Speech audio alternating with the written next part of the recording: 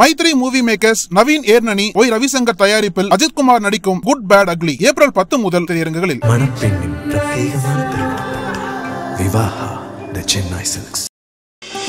ஆச்சி பாதாம் ட்ரிங்க். ஆச்சி பாதாம் ட்ரிங்க் ஒன்னு வாங்குனா ஒன்னு ஃப்ரீ. இன்னைக்கு ஒரு அப்பாவியான ஆண்மகனின் வழக்கு. ஆஹா, சொல்லும் போதே ஆகா பாரியா. கல்யாணம் ஆனா மட்டும் ஏமா நாங்க மட்டும் வரணும், மாப்பிள்ள அங்க வரக்கூடாது அப்படின்னு நியாயமான கேள்வி தானே. அது என்ன எப்ப பார்த்தாலும் பொண்ணு மட்டுமே மாப்பிள்ளை வீட்டுக்கு போறது.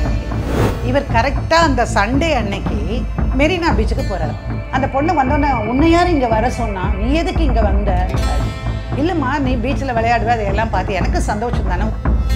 ஒரு நாள் வந்து இவர் ஆஃபீஸ்க்கு போகும்போது தான் பார்க்குறாரு, இந்த பொண்ணு ஒரு பஸ்ஸில் ஏறி போயிட்டுருக்கு. இவருக்கு சந்தேகம், என்னடா குழந்தைய பார்த்துக்கிறதுக்கு தானே வீட்டில் இருக்கேன்னு சொன்னால் எங்கே போகிறா அப்படின்னு சொல்லிட்டு, அதுக்கப்புறம் என்னாச்சு, நீ என்ன பெரியம்னா உங்ககிட்ட தான் வந்திருக்கணுமா என் பொண்ணு அப்படின்னு அந்த அம்மா கேட்குறேன்.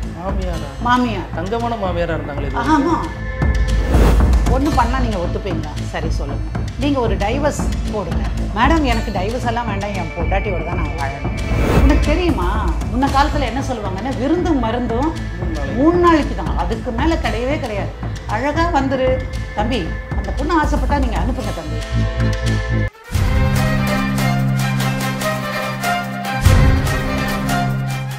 நக்கீரன் நேயர்களுக்கு வணக்கம். வழக்கறிஞர் சாந்தகுமாரி மேடம் ஒவ்வொரு வாரமும் வழக்கெண்ணில் பல வழக்குகளை பேசிட்டு வராங்க. அந்த வகையில் இந்த வாரமும் ஒரு புதிய வழக்கோடு காத்திருக்காங்க. மேடம் வணக்கம். மேடம் வணக்கம். தமிழ் புத்தாண்டு வாழ்த்துக்கள் மேடம். நம்முடைய நக்கீரன் நேயர்கள் அனைவருக்குமே என்னுடைய நெஞ்சார்ந்த வாழ்த்துக்களும் வணக்கமும். தமிழ் புத்தாண்டினை ஒட்டி உங்களுக்கு வாழ்த்துக்கள் மேடம். நன்றி நன்றி. இன்னைக்கு என்ன மாதிரியான வழக்கு மேடம்? இன்னைக்கு ஒரு அப்பாவியான ஆண்மகனின் வழக்கு. ஆஹா, சொல்லும் போதே ஆகா பாரியா. இல்லை, இவர் பேர் வேதகுமாரன். இவர் சென்னையில் தான் ஒரு பக்கத்தில் இருக்கார், கே நகர் பக்கத்தில் இருந்தார். அவங்களுடைய மனைவிங்கிறவங்க அவங்க ராயபுரத்தில் இருந்தாங்க. அவங்க அப்பா அம்மாவுக்கு அவங்க ஒரே பொண்ணு. யாருக்கு? அந்த பொண்ணு வீட்டில் அந்த ஒரே பொண்ணு கூட ஒரு தம்பி மட்டுமே இருக்கார். இவருக்கு வந்து இவர் ஒரே பையன். கல்யாணம் பண்ணும்போது பார்த்து தான் கல்யாணம் பண்ணாங்க. அவங்களும் வழக்கமான அந்த நகை கொடுப்பது வருவது அதெல்லாம் செஞ்சாங்க. ரொம்ப அப்பாவியானவர்னு நான் முதல்ல சொன்னேன் பாருங்கள். அதனால் இவர் பணம் கேட்கல, வரதட்சணை கேட்கல, எதுவுமே இல்லை. ரொம்ப அப்பாவி. எனக்கு அப்படின்னா வரதட்சணை கேட்கணுங்கிறீங்களா? நல்லா இருக்கே கதை. அப்படி இல்லை, எதையுமே எதிர்பார்க்காம எனக்கு வந்து ஒரு மனைவி, அவ்வளோதான். என்னுடைய அப்பா அம்மாவுக்கு ஒரு மருமகள் அப்படின்னு நினச்சி தான் பார்க்குறாரு. ரொம்ப சாதுவான ஒரு மனிதன். அப்புறம் கல்யாணம் பண்ணிவிட்டு அந்த பொண்ணு வருது வீட்டுக்கு. இந்த இவரும் கொஞ்சம் அன்பு எல்லாம் கொட்டி அவகிட்ட பாசத்தை காட்டுறாரு. அந்த முதல்ல ஆரம்பத்தில் எல்லாமே சுமூகமாக இருக்கிற மாதிரி தான் இருந்தது.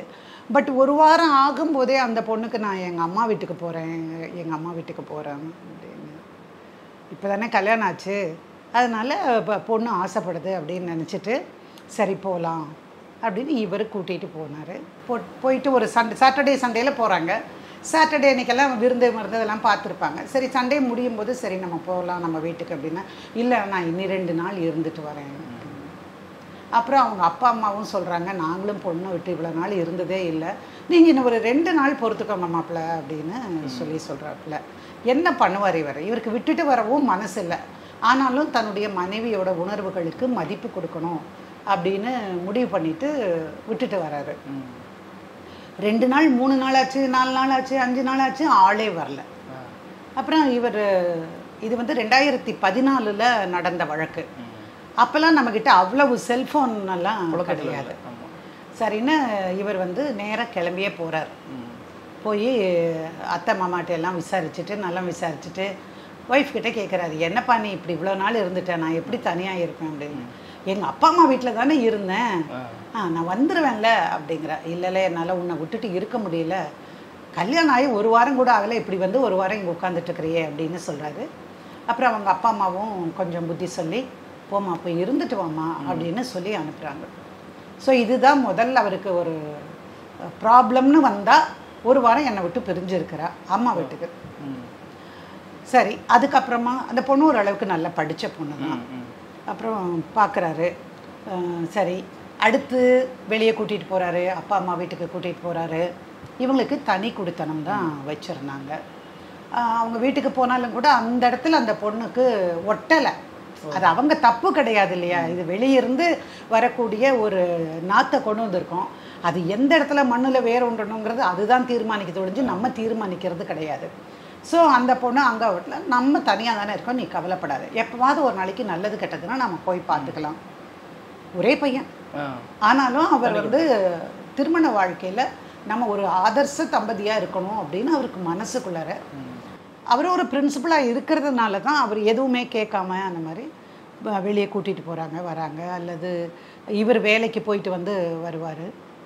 ஒரு நாள் வந்து சாயங்காலம் ஒரு 5-5:30 வரணும், மேக்ஸிமம் 6 மணிக்குள்ளே வந்துடுவார். வரல 6-7 ஆயின உடனே இந்த பொண்ணு ரொம்ப டென்ஷன் ஆகிடுறா. டென்ஷன் ஆகிட்டு இவர் 7 மணிக்கு தான் வீட்டுக்கே வரார். வீட்டுக்கு வந்ததுக்கப்புறம் சாரிப்பா லேட் ஆகிடுச்சு, ஆனால் எங்கள் ஆஃபீஸில் ஒருத்தர் இன்றைக்கி ரிட்டையர்மெண்ட் ஃபங்க்ஷன் வச்சுட்டாங்க, எனக்கு அது தெரியாமல் போயிடுச்சு, இல்லைன்னா சொல்லிட்டு போயிருப்பேன், இதனால தான் அப்படின்னு. இவ அழுது ஆகத்தியம் பண்ணுறா, நீ எப்படி இவ்வளவு நேரம் வராமல் இருக்கலாம், காலையிலேருந்து நான் ஒருத்தி தானே தனியாக இருக்கிறேன் அப்படின்னு கேட்குறா. இல்லை இனிமேல் இது மாதிரி நடக்காது, சரி நான் எங்கள் அம்மா வீட்டுக்கு போய் 2 நாள் இருந்துட்டு வரேன். இப்போ எதுக்கு உடனே போகிற, நான் தான் சாரி சொல்லிட்டேங்க. சரின்னு அடுத்த நாள் இவன் வேலைக்கு போகிறான். நான் வந்துடுவேன், இன்றைக்கி வழக்கம் போல் 5 மணிக்கு வந்துடுவேன், நம்ம வந்து சினிமா கூட போகலாம், எனக்கு சினிமாக்கெல்லாம் போக வேண்டியது இல்லை, எங்கள் அப்பா அம்மா வீட்டுக்கு தான் போகணும் அப்படிங்கிற. அன்னைக்கும் வந்த உடனேயே ஆரம்பிச்சிடறேன், நான் நாளைக்கு அம்மா வீட்டுக்கு போகிறேன், அப்பா வீட்டுக்கு. அதாவது ஒரு கட்டத்துக்கு மேலே கணவனை என்ன நினைக்கிறாரு, சரி விட்டு தான் பிடிப்போமே அப்படின்னு அந்த வாரமும் கூட்டிகிட்டு போகிறாரு. அதையே வழக்கம் போல் இன்னொரு நாள் இருக்கட்டும்னு. இப்போ இவர் கொஞ்சம் அலர்ட் ஆகிடுறாரு. அதனால சொல்கிறாரு, இல்லை அத்தை நான் தனியாக என்ன பண்ணுவேன் சாப்பாட்டுக்கு, எனக்கு வெளியே சாப்பாடெல்லாம் ஒத்துக்காது, அதனால் நான் கூட்டிகிட்டு போகிறேன், ஒன்று பண்ணுங்கள் நீங்கள் வேணால் வந்து 2 நாள் இங்கே இருங்க, அவளுக்கும் வந்து ஒரு கம்பெனி இருக்கும் அப்படின்னு சொல்கிறத சொல்லிட்டாரு. ஆனால் மனசுக்குள்ளே ஐயோ இப்படி சொல்லிட்டுமே அதனால் ஏதாவது வில்லங்க வந்துருமோ அப்படின்னு நினைக்கிறாரு. பட் அந்த அம்மா வந்து நான் வரேன் மாப்பிள்ளை, நீங்கள் போங்க, நீங்கள் கூட்டிகிட்டு போங்க அப்படின்ட்டு அடுத்த நாள் வராங்க. இவர் ஆஃபீஸ் போனதுக்கப்புறம் வராங்க. அந்த பொண்ணு சந்தோஷமாக இருக்குது. அம்மா என்ன தான் இருந்தாலும்மா எனக்கு இங்கே இருக்கிறதுக்கே மனசே இருக்கலம்மா, நான் அங்கே வர்றதுக்கு தான் இஷ்டமாக இருக்குது அப்படி. அப்புறம் அந்த அம்மா சொல்கிறாங்க, இல்லைப்பா கல்யாணம் ஆனால் இப்படி தான் இருக்கும், நீர் கல்யாணம் ஆனால் மட்டும் ஏமா நாங்கள் மட்டும் வரணும், மாப்பிள்ளை அங்கே வரக்கூடாதா அப்படின்னு. நியாயமான கேள்வி தானே அது, என்ன எப்போ பார்த்தாலும் பொண்ணு மட்டுமே மாப்பிள்ளை வீட்டுக்கு போகிறது அப்படின்னு. பட் நம்ம வழக்கம்னு ஒன்று இருக்குல்ல, சமூக வழக்கம். அப்பா அம்மா கூட என்ன நினைக்கிறாங்க, கல்யாணம் ஆனால் பொண்ணு அடுத்த வீட்டுக்கு போகிற பொண்ணு தானே அப்படின்னு தான் நினைப்பாங்க, வளர்க்கறதே அப்படிதான் சொல்லி அப்படின்னு. ஆமாம், அதனால் அவள் அப்படி கேட்டால் கூட இல்லைடா வந்துட்டு போயிட்டு இருக்கலாம், நீ அதெல்லாம் நினைக்காதே, மாப்பிள்ளை நல்ல பையனாக தான் தெரிகிறாரு, சரி உன்னை ஏதாவது கஷ்டப்படுத்துகிறாரா அப்படின்னெல்லாம் கேட்குறாங்க. இந்த பொண்ணு ஒன்றும் இல்லைன்னு தான் சொல்கிறார். லேட்டாக வந்துட்டார் ஒரு நாள் ஆஃபீஸில், நான் பிடிச்சி கத்திட்டேன் என்னென்னமோ சொன்னால், அதெல்லாம் முன்ன பின்ன தான் இருக்கும், நீ அட்ஜஸ்ட் பண்ணி. ஸோ இதில் ஒன்றும் பெருசாக எனக்கு தப்பு இருக்கிற மாதிரியே படலை. ஆனால் கொஞ்சம் நாள் போக போக இவர் ரொம்ப செல்லமாக வச்சுக்கிட்டாரா, அந்த பொண்ணுக்கு தன்னைத்தானே நம்ம தான் இந்த வீட்டில் ராணி, நம்ம தான் பெரிய ஆள், நம்ம சொல்கிறத தான் நம்ம புருஷன் கேட்கணும் அப்படிங்கிற மாதிரி ஒரு உணர்வு வருது. நீ தான் என்ன பெருசாக இதாக பண்ணுறியா, நீ தான் இவ்வளோ சம்பாதிக்கிறியா, அதெல்லாம். அதாவது வார்த்தைகளில் சின்ன சின்ன வித்தியாசம் வருது, ஒரு ஈகோ கிளாஷ் மாதிரி அந்த பொண்ணுக்கு வருது. அப்போ இவர் சொன்னார், அப்படியெல்லாம் நீ பேசக்கூடாது, நீ தெரிஞ்சு தான் என்னை கல்யாணம் பண்ணிட்ட, எனக்கு ஆஃபீஸில் இவ்வளவு தான் சம்பளம், நான் காலையில் இத்தனை மணிக்கு போவேன், இத்தனை மணிக்கு வருவேன், சரி பீச்சுக்கு போகலாமா, வா, இல்லை நான் எங்கள் அம்மா வீட்டுக்கு போயிட்டு போகிறேன், எனக்கு பக்கத்தில் அவங்க சொந்தக்காரெல்லாம் வந்து அம்மா வீட்டுக்கு வந்திருக்காங்களாம், அவங்களையெல்லாம் பார்த்த மாதிரி இருக்கும், நான் அவங்களோட பீச்சுக்கு போகிறேன். சரின்னு இவர் அனுப்பி வைக்கிறார். கொண்டு போய் தான் விட்டுட்டு வருவார், ஒரு நாளும் தனியாக அனுப்ப மாட்டார். கொண்டு போய் விட்டுட்டு பீச்சுக்கெல்லாம் போயிட்டு நான் நாளைக்கு சாயங்காலம் வந்து உன்னை கூட்டிகிட்டு போகிறேன் அப்படின்னு சொல்கிறாரு. அப்புறம் இவன் வந்து இல்லை நாங்கள் ஞாயிற்றுக்கிழமை தான் பீச்சுக்கு போகிறோம், நாங்கள் சாயங்காலம் வரைக்கும் விளையாடுவோம், அதனால் அடுத்த நாள் வரேன் அப்படின்னு. எந்த பீச்சுக்கு போவீங்க நீங்கள் அப்படின்னு கேட்குறாரு. திருவான்மியூர் பீச்சுக்கா என்ன ஏதுன்னு. இல்லை மெரினாக்கு தான் போகிறோம் நாங்கள் அப்படின்னு. இந்த பொண்ணை எதிர்பார்க்கலை. இவர் கரெக்டாக அந்த சண்டே அன்னைக்கு மெரினா பீச்சுக்கு போகிறார்.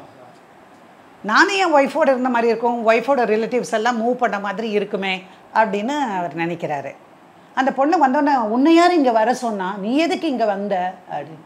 இல்லைம்மா நீ பீச்சில் விளையாடுவே, அதையெல்லாம் பார்த்து எனக்கு சந்தோஷம் தானே, உங்கள் ரிலேட்டிவ்ஸ் எல்லாம் நானும் இன்ட்ரடியூஸ் ஆகிப்பேன், எல்லாருக்கிட்டையும் பழக ஒரு வாய்ப்பாக இருக்கும், அப்புறம் போகும்போது நான் இப்படியே என்னை கூட்டிகிட்டு போயிடுறேன்.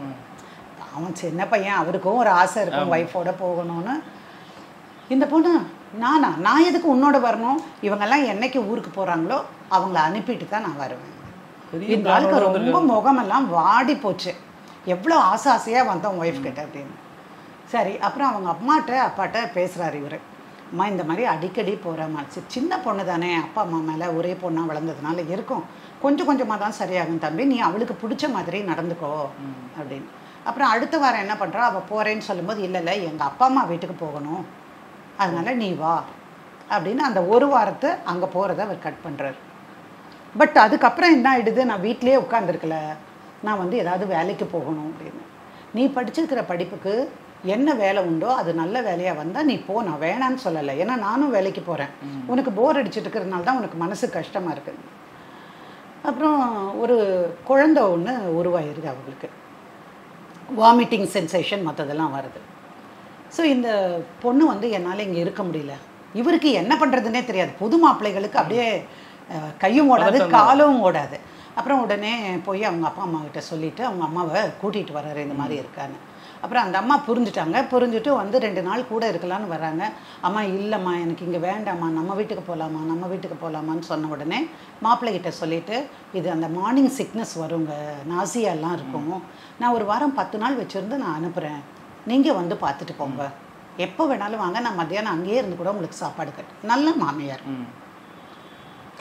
எதுவுமே தப்பு. ஆமாம், அதனால சரின்னு இவரும் அந்த அம்மாவோட அனுப்பி வச்சிடறாரு.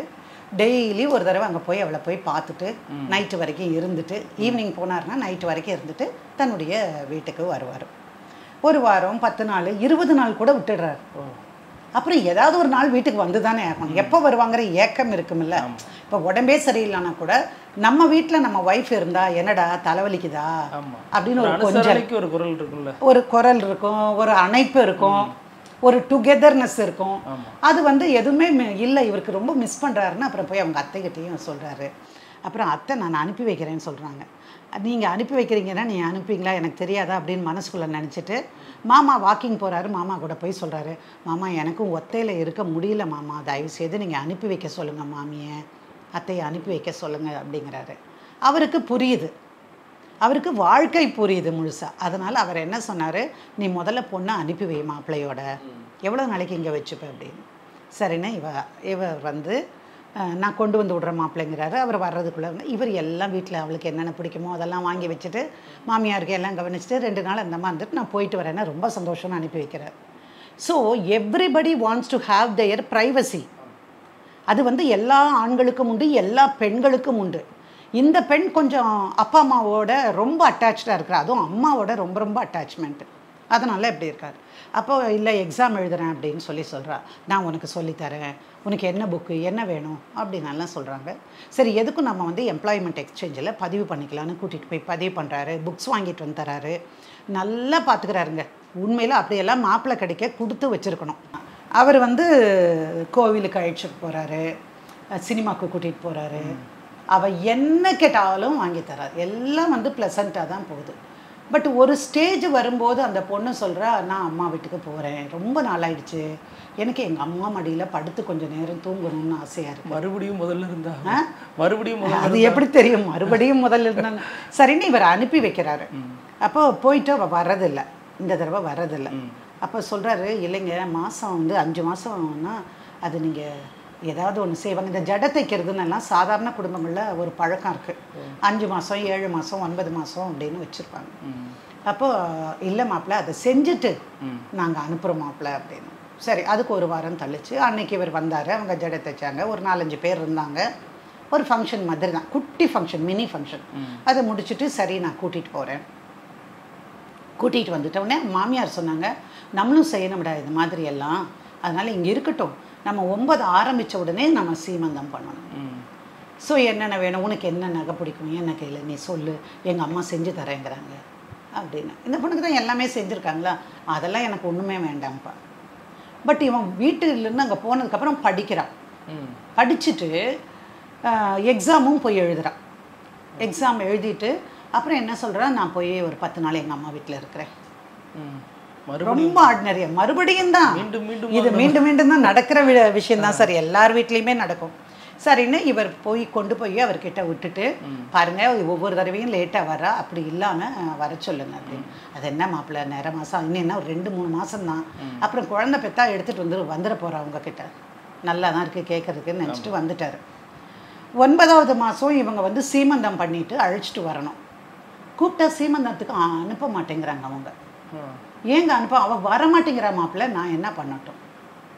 அப்புறம் என்ன பண்ணினாங்க, இந்த வேதகுமாரன் வீட்டிலேருந்து அவங்க அத்தை சித்தப்பா அந்த மாதிரி நெருங்கின சொந்தம் மட்டும் ஒரு 7-8 பேர் அந்த வீட்டுக்கு போய் அந்த பொண்ணை போய் பார்த்துட்டு சந்தோஷமாக எல்லாம் பேசிட்டு, எங்க இது சரியில்லைங்க, மாப்பிள்ளை வீட்டில் கட்டாயமாக அவங்க சீமந்தம் செய்யணும், எல்லார் வீட்லேயும் நடக்கிறது தான், அந்த பொண்ணு வேண்டான்னா கூட நீங்கள் தான் புத்தி சொல்லணும், நீங்கள் அனுப்புங்க. சரின்னு பிடிவாதமாக தான் கூட்டிகிட்டு வராங்க. முடிச்சு கொஞ்ச நாள் இருக்கா, ஒரு வாரம் 10 நாள் இருக்கா, அதுக்குள்ளே பெயின் வருது அப்படின்னு சொல்கிறான். ஆட்டோமேட்டிக்காக அம்மா வந்துடுவாங்க. அப்புறம் குழந்தை பிறக்கிறதுக்கு கூட்டிகிட்டு போகிறாங்க ஹாஸ்பிட்டலுக்கு. இது எல்லாம் நடக்குது. உடனே அவங்களும் தகவல் சொல்கிறாங்க. இவரும் டியூ டேட்டுக்கு ஓடி போய்டுறாருப்பா. போய் அங்கேயே இருந்து அழகாக ஒரு பொன் குழந்தை பிறக்குது. பிறந்த உடனே எல்லாம் சந்தோஷமாக செஞ்சு 2 வீடும் அவ்வளோ ஒரு சந்தோஷமாக நிறைவாக இருக்காங்க. அப்புறம் குழந்தைய ஹாஸ்பிட்டல்லேருந்து என்ன பண்ணணும், அம்மா வீட்டில் தான் கொண்டு போய் விடணும். ஒரு 3 மாதம் கழித்து தான் எடுத்துகிட்டு வருவாங்க. சில பேர் 5 மாதத்துக்கு அனுப்புகிறாங்க. But she refuses to come. இவர் தினம் வீட்டுக்கு போகிறாரு. மாமியார் வீட்டுக்கு போய் பார்த்துட்டு குழந்தைய கொஞ்சிட்டு அவளுக்கு என்ன வேணுமோ வாங்கி கொடுத்துட்டு பொண்ணுக்கு அவள் ஏதாவது ஆசைப்பட்டது கேட்டால் வாங்கி தருவார். இல்லை வா காலார கொஞ்சம் தூரம் நடந்துட்டு வரலாம், ஏன் நடக்காட்டி என்ன, நம்ம வீடு தானே, இங்கே இருங்க, தனியாக பேசணுண்டி இவங்கிட்ட, நீ வா அப்படின்னு கூப்பிடுறாரு. ஒரு நாள் போவா, ஒரு நாள் போக மாட்டா.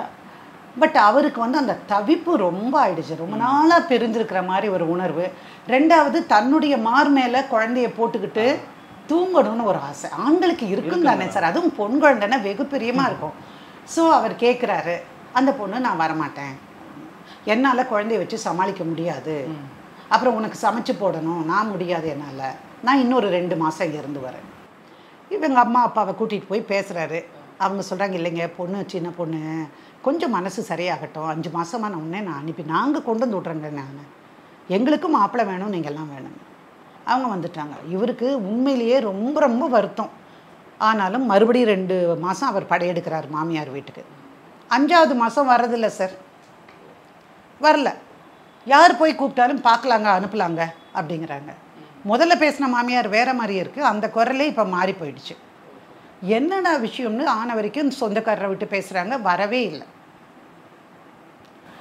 அதுக்கப்புறம் என்னாச்சு, நீ என்ன பெரியவனா, உங்ககிட்ட தான் வந்திருக்கணுமா என் பொண்ணு அப்படின்னு அந்த அம்மா கேட்குது. மாமியார் தங்கமான மாமியாராக இருந்தாங்களே. ஆமாம், இல்லை ஏத்த அப்படி பேசுகிறீங்க, நான் என் பொண்டாட்டி பிள்ளையோடு இருக்கணும்னு நான் நினைக்க மாட்டேனா அப்படின்னு. உனக்கு நினைப்பு இருக்கட்டும், அதுக்காக நான் என் பொண்ணை அனுப்ப முடியாது, என் பொண்ணு எப்போ விரும்புகிறாளோ நான் அப்போ தான் அனுப்புவேன். அப்புறம் மறுபடியும் 2 வாரம் போயிட்டு, நான் என் குழந்தைய எடுத்துகிட்டு போகிறேன், நீங்கள் உங்கள் குழந்தைய வச்சுக்கோங்க அப்படின்னு இவர் சொல்கிறார். நியாயம் தானே, நீங்கள் உங்கள் பொண்ணை வச்சுக்கோங்க, நான் போனேன். அது எப்படி நீங்கள் பால் குடிக்கிற குழந்தைய நீங்கள் எடுத்துகிட்டு போவீங்க, தாய்ப்பால் கொடுக்கணும், நீங்கள் எப்படி எடுத்துகிட்டு போவீங்கன்னு. உங்களுக்கு உங்கள் குழந்தை எவ்வளோ முக்கியமோ அவ்வளவு எனக்கும் முக்கியம், நான் என் குழந்தையோடு இருக்கணும், நான் கூட்டிகிட்டு போகிறேன். 3 மாதம் நீங்கள், 5 மாதம் நீங்கள், இப்போ நான் கூட்டிகிட்டு போகிறேன். அதெல்லாம் கூட்டிகிட்டு போக முடியாது. அவள் தம்பி வந்தவன், டக்குன்னு உள்ளே வந்தவன், குழந்தை மேலே கை வச்சா கையை உடைச்சிடுவேன்ட்டான். எவ்வளோ பெரிய அவமானம் ஒரு ஆணுக்கு, என்னோட குழந்தை நீ யாரா சொல்கிறதுக்கு. இவரும் திருப்பி 2 வார்த்தை பேசிட்டார். கையை வைக்கிற அளவுக்கு வந்துட்டாங்க. தென் அவங்க அப்பா இதெல்லாம் என்ன பழக்கம், அதை விடுங்க மாப்பிள்ளை, நீங்கள் போக மாட்டீங்களா அமைதியா அப்படின்னு அவர் ஒரு, அதாவது குழந்தை எடுக்கிறாருன்னு அவளுக்கு ஒரு வருத்தம். அடிதறியாச்சுன்னா தன்னோட மகனும் இவர் மருமகனும் சண்டை போட்டுப்பாங்க, அப்புறம் பிரச்சனை பெருசாகும். இதெல்லாம் நினச்சி கூட அவர் சொல்லியிருக்கலாம். இது என்னுடைய அனுமானம் மட்டும்தான். சரின்னு இவர் வந்துடுறாரு. அதுக்கப்புறமும் அந்த பொண்ணு வர்றதில்லை. அப்புறம் லேட்டாக தான் தெரியுது. ஒரு நாள் இவர் ஆஃபீஸ்க்கு போகும்போது தான் பார்க்குறாரு, இந்த பொண்ணு ஒரு பஸ்ஸில் ஏறி போயிட்டுருக்கு. இவருக்கு சந்தேகம், என்னடா குழந்தைய பார்த்துக்கிறதுக்கு தானே வீட்டில் இருக்கேன்னு சொன்னால் எங்கே போகிறா அப்படின்னு சொல்லிட்டு உடனே ஒரு ஃபோன் பண்ணி மேனேஜர்கிட்ட சொல்லிவிட்டு, சார் ஒரு அர்ஜென்ட் எமர்ஜென்சி ஆகிடுச்சு, நான் லேட்டாக வரேன் சார்னு சொல்லிவிட்டு அந்த பஸ்ஸு போகிற பாதையில் போகிறார். எங்கே இறங்குறாரோ இறங்குற இடத்துல இவர் நின்றுக்கிறார். நின்றுட்டு பார்த்தா அவள் ஒரு அரசாங்க அலுவலகத்தில் அவளுக்கு வேலை கிடச்சிருக்கு, வேலை போகிறான். ஓ, அதை கூட கணவருக்கு சொல்லலை? அதை கூட சொல்லலை. என்ன விஷயம், சாப்பாடாக்க அப்பா அம்மா இருக்காங்க, குழந்தைய பார்த்துக்கிறதுக்கு அவங்க இருக்காங்க, எனக்கு எந்த தொல்லையும் இல்லை, வேலை கிடச்சிருச்சு, கல்யாணம் ஆயிடுச்சு, குழந்தை பிறந்துருச்சு, என்னை யாரும் ஊரில் பேச மாட்டாங்க, அரசாங்க வேலை கிடச்சிருக்கு, நல்ல சம்பளம், பார்த்துக்கிறக்கு ஆள் இருக்கு, அதனால் இனி கணவன் வீட்டுக்கு வர்றதில்லை அப்படின்னு. இவர் பார்த்துட்டு அமைதியாக வந்துட்டார். எங்கே போகிறார்? அடுத்த நாள் அதே டைமுக்கு அங்கே போய் நிற்கிறார், போகிறத பார்க்குறார். ஸோ இது கன்ஃபார்ம் ஆகிடுச்சு. தென் அவள் வராத அன்னைக்கோ அல்லது லேட்டாவோ அங்கே போய் இப்படி ஒருத்தர் வேலை செய்கிறாங்களே, அவங்க தானே மேனேஜர் அப்படின்னு ஒன்று கேட்டால் என்ன சொல்லுவாங்க? இல்லை இல்லைங்க, அவங்க வந்து கிளர்க்குங்க சொல்லுவாங்க தானே. ஸோ என்ன நடக்குதுன்னு தெரிஞ்சுட்டு நேராக அம்மா பாட்டு வரார். இவங்க அப்பா அம்மாலாம் முதலையே பேச ஆரம்பிச்சிருந்தாங்க இல்லையா, அதனால் அவங்க அப்பாட்ட சொன்ன உடனே எனக்கு கொஞ்சம் சந்தேகமாக தான் இருந்தது தம்பி, இந்த மாதிரி தான் நடக்கும்னு நினச்சேன், அதுதான் நடந்திருக்கு, நீ ஒன்றும் கவலைப்படாத ராஜா, நானும் அம்மாவும் வரோம், நம்ம சொந்த சித்தப்பாவையெல்லாம் கூட்டிகிட்டு போகலாம், அவர் கொஞ்சம் நல்லா பேசுவார் அப்படின்னு கூட்டிகிட்டு போகிறாங்க. கூட்டிகிட்டு போனாக்கா அந்த பொண்ணு சொல்லுது, நான் இப்போ தான் வேலைக்கு ஜாயின் பண்ணியிருக்கேன், கொஞ்ச நாள் போகட்டும். அப்போது இல்லை அதெல்லாம் முடியாது, நீங்கள் வந்து வீட்டுக்கு வரணும், கல்யாணம் எதுக்கு பண்ணுறது, என் பையன் ஏன் தனியாக இருக்கணும், அவன் எத்தனை நாளைக்கு வந்து ஹோட்டல் சாப்பாடு சாப்பிடுவான், எப்படி முடியும் அப்படிலாம் கேட்குறாங்க. அப்போ அவள் சொல்கிறான், வேணா நான் வரேன், அங்கே நான் வரேன், குழந்தை எங்கள் அம்மா வச்சுருக்கட்டும். அப்போ அந்த அம்மா சொல்கிறாங்க, என் மகனை நான் இவ்வளோ அழகாக வளர்த்து வச்சுருக்கேன், நான் ஏன் என் பேத்தியை வளர்க்க மாட்டேன், அதனால நான் வளர்க்குறேன், நீ கூட. இப்போ 2 வயசானவங்களுக்கு ஈகோ, நானா நீயா அப்படின்னு சொல்லிட்டு. அப்போ இவர் சொல்லிட்டாரு, எனக்கு என் குழந்தையோட பொண்டாட்டி இங்கே வரணும், என் ஒய்ஃப் இங்கே வரணும். அவங்க வர்ற மாதிரி தெரியல சார், எல்லாம் 2-3 தடவை போய் பேசிட்டாங்க. அப்புறம் தான் என்கிட்ட வந்தார். நான் சொன்னேன், நீங்கள் வாங்க, ரெஸ்டிடியூஷன் போடலாம், சேர்ந்து வாழ்கிறதுக்கு மனு போடலாம். உங்கள்கிட்ட வந்தது வேதகுமார் வர்றாரு மேடம். உங்கள்கிட்ட வேதகுமார் வந்திருக்காரு. ஆமாம்மா, எங்கிட்ட வந்ததில் தான் இந்த கேஸே அதை ஒட்டி வர்றது தானே, அதனால் முன்கதையே நான் இவ்வளோ சொல்லியிருக்கேன். அடுத்து என்ன கட்டத்துக்கு வர்றாங்கன்னா, இந்த மாதிரி வந்து எனக்கு வேணும் அப்படின்னு சொல்கிறாங்க. சரி, அந்த பொண்ணுக்கு வேறு ஏதாவது தொடர்பு ஏதாவது இருக்கா? இப்படி கேட்குறதுனால நீங்கள் தப்பாக நினச்சிடக்கூடாது. இந்த மாப்பிள்ளையை பிடிக்காம வேறொருத்தரோட சேர்ந்து வாழலாம்னு நினைக்கலாம். அவங்க அப்பா அம்மா கூட இது ஒரு டைவர்ஸ் கிடச்சி அந்த பொண்ணுக்கு பிடிச்சவனோட சேர்ந்து வாழலாம்னு நினைக்கலாம். ஐயையோ, அப்படியெல்லாம் கிடையவே கிடையாதுங்க. அந்த பொண்ணு தங்கமான பொண்ணு, அவள் அம்மா அப்பா தான், அது அம்மா தான் கெடுக்குறாங்கன்னு நான் நினைக்கிறேன். இல்லைன்னா உங்கள் ஒய்ஃப் போக மாட்டாங்களா? உங்கள் ஒய்ஃபுக்கு அங்கே தான் அப்படின்னா எல்லா ஆணுக்கும் உள்ள சந்தேகம் மேடம் அது. ஆமாம், பொண்ணை வந்து உங்கள் அம்மா தான் கெடுக்குறாங்க அப்படின்னு. அதுக்கப்புறமா என்ன ஆகிடுது, சரி ஒன்று பண்ணலாம், நீங்கள் ஒத்துப்பீங்களா? சரி சொல்லுங்கள், நீங்கள் ஒரு டைவர்ஸ் போடுங்க. மேடம், எனக்கு டைவர்ஸ் எல்லாம் வேண்டாம், என் பொண்டாட்டியோட தான் நான் வாழணும். சார், அதுதான் சார் சொல்கிறேன், ஒரு ஷாக் ட்ரீட்மெண்ட் கொடுப்போம். டைவர்ஸ் போட்ட உடனே நாளைக்கே யாருக்கும் டைவர்ஸ் கிடைக்காது, அதுக்காகும் 1 வருஷம் 2 வருஷம்லாம் ஆகும், புரியுதுங்களா? அதனால் நீங்கள் கவலைப்படாதீங்க, நம்ம ஒரு ஷாக் ட்ரீட்மெண்ட் கொடுப்போம், எப்படி இருக்குது அவங்க மனோநிலைன்னு பார்க்கலாம் அப்படின்னு. சரின்னு நாங்கள் டைவர்ஸ் தான் போட்டோம். இந்த மாதிரி போய் அங்கேயே இருந்துக்கிறாங்க.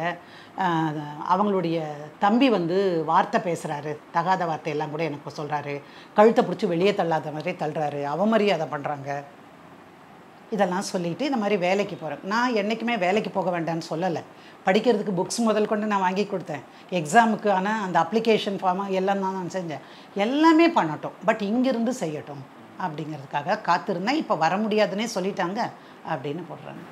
நோட்டீஸ் போன உடனேயே கதறிட்டு வராங்க பாருங்க, குடும்பமே வராங்க. அவங்க அத்தனையும் வரல, அவங்க அப்பா தான் முதல்ல வராரு. வந்து இவனை பார்த்து, மாப்பிள்ளையை பார்த்து ஆஃபீஸில் வந்து பார்த்துட்டு சொல்கிறாரு, மாப்பிள்ளை உங்கள் கூட நான் பேசணும், கொஞ்சம் வாங்க. வாங்க மாமா, காஃபி சாப்பிட்டுட்டு பேசலாம். உட்காந்து பேசும்போது, மாமா நான் என் ஒய்ஃபு வேணும்னு எத்தனை தடவை உங்கள் வீட்டு வாசலில் வந்து கெஞ்சினேன், நீங்கள் கொஞ்சம் ஒரு ஆதரவாக இருந்தால் கூட இன்னும் கொஞ்சம் நம்பிக்கையோட நான் இருந்திருப்பேன், ஆனால் இது வரைக்கும் அது நடக்கலை, வேறு வழி இல்லாமல் தான் நான் போட்டேன் மாமா அப்படிங்கிறாரு. மாப்பிள்ளை அப்படியெல்லாம் பண்ணிடாதீங்க, அதுவும் சின்ன பொண்ணு, நாங்கள் ரொம்ப செல்லமாக வளர்த்துட்டோம். சரி என்ன பண்ணுன்னு சொன்னேன். நோட்டீஸ் வந்துச்சுங்களா மாமா?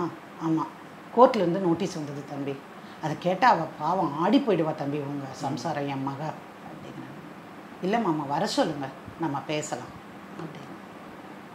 இந்த பையன் வந்து கேட்குறான், எங்கள் மாமனார் வந்து இப்படி சொல்கிறாருங்க மேடம், நான் இப்போ என்ன செய்யட்டும், வாபஸ் வாங்கிட்டுமா அப்படின்னு. கிடையாது, நீ வாபஸ் வாங்க, வரட்டும் கோர்ட்டுக்கு. கோர்ட்டுக்கு வந்தால் அப்பா அம்மா இல்லாமல் அங்கே கவுன்சிலர்ஸ் இருக்காங்க, கவுன்சிலர்ஸ் வில் அட்வைஸ் ஹர், அம்மா இப்படி இருக்கக்கூடாது, இப்படி இருக்கணும் அப்படின்னு. நீங்களும் மனசை விட்டு பேசுங்க, முடியுமானா அந்த ரூமில் தான் விட்டுருப்பாங்க உங்கள் 2 பேரையும், கட்டி பிடிச்சி ஒரு முத்தம் கொடுத்து நான் உனக்காக தாண்டி காத்துட்ருக்கேன், நீ வரமாட்டேன்னு தான் இது போட்டேன்னு சொல்லுங்கள். இமோஷ்னல் அட்டாச்மெண்ட் உங்களுக்கு இருந்ததுன்னா கட்டாயமாக அவள் திரும்பி வந்துடுவா. இதெல்லாம் சொல்லி அனுப்பினேன். கவுன்சிலர்கிட்ட பேசினோடனே கவுன்சிலர், ஏமா அந்த தம்பி தான் இவ்வளோ தடவை கூப்பிட்றாங்கல்ல, எத்தனை நாளைக்குமா அம்மா வீட்டில் இருக்கு எல்லாம் சொல்லவும் அந்த பொண்ணுக்கு கண்ணில் அப்படியே தண்ணி வருது. நாங்கள்லாம் உள்ளே இருக்க முடியாது, அட்வொகேட்ஸ் யாருமே இருக்க முடியாது, அப்படி தண்ணி வருதான். அப்புறம் இவன் உடனே அவளை பிடிச்சி, ஏய் அழாத, அதெல்லாம் ஒன்றும் கிடையாது அப்படின்னு. என்ன மனுஷன் அப்படி இருக்காரு? அல்ல, உண்மையிலேயே நல்ல மனுஷங்க, அவர் வாழணும்னு நினைக்கிறாரு, அதுக்காகத்தானே. நானுமே பிரித்து வைக்கணும்னு நினைக்கலல்ல. ஸோ அந்த பொண்ணு வந்து வெளியே வரும்போது கண்ணெல்லாம் கசக்கிட்டு வந்தாங்க. அப்புறம் நான் தான், ஏம்மா உங்ககிட்ட நான் பேசலாமாம்மா, நான் வந்து உங்கள் வீட்டுக்காரருக்கு வக்கீல்னு நினைக்காத, என்ன உங்கள் 2 பேரையும் நான் சேர்த்து வைக்கிறதுக்கு நான் உதவுறேன். அப்புறம் எதுக்கு மேடம் நீங்கள் டைவர்ஸ் போட்டிங்க, நீங்கள் சொல்லி தானே அவர் போட்டிருப்பாரு. ஆமாம், நீ கேட்குறது நியாயம்தான், அதுக்கு தான் போட்டேன், இல்லைன்னா நீ இப்படி வந்திருப்பியா, நீ ஏன் சொல்லு, ஒன்றும் இல்லைவா அப்படின்னு சொல்லி அவங்க அப்பா அம்மா தம்பியும் கூட வந்துருந்தா எல்லாரையும் கூப்பிட்டுட்டு போய் எங்கள் சேம்பரில் உட்கார வச்சு எல்லோரும் பேச ஆரம்பித்து, அம்மா காஃபி கொண்டா எல்லோரும் சந்தோஷமாக ஒரு குடும்பம் மாதிரி பேசி, சார் அதெல்லாம் ஒன்றும் இல்லை சார், நம்ம பண்ணிக்கலாம், அடுத்த வாய்தா வாங்க, கோர்ட்லேயே எழுதி கொடுக்க சொல்லலாம் அப்படின்னு. அடுத்த வாய்தா வந்தாங்க. செகண்ட் கவுன்சிலிங் போனாங்க. செகண்டில் அந்த பொண்ணு சொல்லிட்டா, நான் என் வீட்டுக்காரரோட சேர்ந்து வாழ்கிறேம்மா அப்படின்னு. அப்படின்னா எழுதி கையெழுத்து போடு அப்படின்னாங்க. அப்புறம் நான் தாம்மா எழுத முடியும் என்ன, அதனால் கவுன்சிலர் எழுதிட்டு இந்த மாதிரி அவங்க சம்மதம் தெரிவிக்கிறாங்க அப்படின்னு. அன்னைக்குன்னு பார்த்து கோர்ட்டில் ஜட்ஜு வரல இவங்க கோர்ட்டில், அதனால் போய் எழுத முடியல. அப்போ தேர்ட் கவுன்சிலிங்க்கு ஒரு டேட் கொடுத்துருந்தாங்க. ஒரு வாரம் கழித்து மறுபடியும் தேர்ட் கவுன்சிலிங் வரும்போதே அந்த பொண்ணு உற்சாகமாக வருது. இதுக்கு நடுவில் இவர் பேசியிருக்காரு, அந்த பொண்ணு பேசியிருக்கு. உண்மையிலேயே எவ்வளோ மகிழ்ச்சி தெரியுமா எனக்கு. நான் கொஞ்சம் பயம் கூட எனக்கு மனசுக்குள்ளே இருந்தது.